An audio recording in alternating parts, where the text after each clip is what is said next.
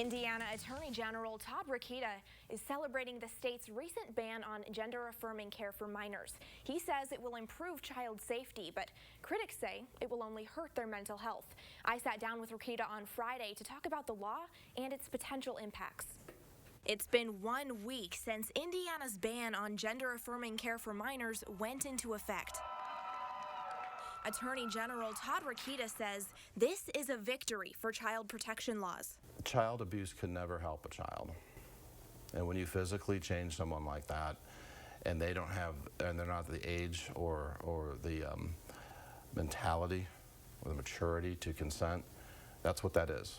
It's child abuse. The law bans puberty blockers, hormone treatments, and gender transition surgeries for those under the age of 18. But clinician Chris Wise with the Brave Alliance in Fort Wayne says the law is unnecessary because doctors don't perform those surgeries on minors anyway. Gender-affirming surgeries are extremely rare for adults. We're talking about 1% of the population, and it just doesn't occur for minors. The World Professional Association of Transgender Health has guidelines that everyone follows. Yeah, this law does ban gender transition surgeries for minors.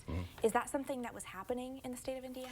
Well, I'll tell you, some deny that it's happening, but how do we know? Well, let's say not one surgery was done in the state of Indiana. It doesn't mean the state of Indiana still can't have a law prohibiting it.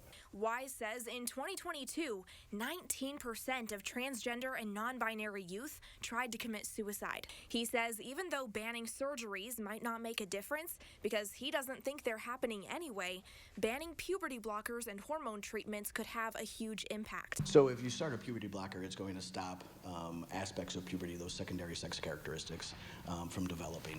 And at any point, you can stop taking them and you would then go through puberty as you would have prior. No. Again, I think by and large that defies common sense.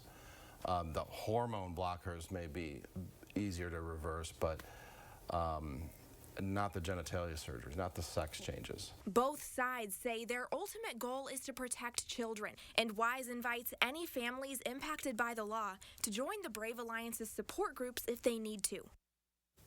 And the ACLU says they're going to continue fighting that law even though it's now enacted.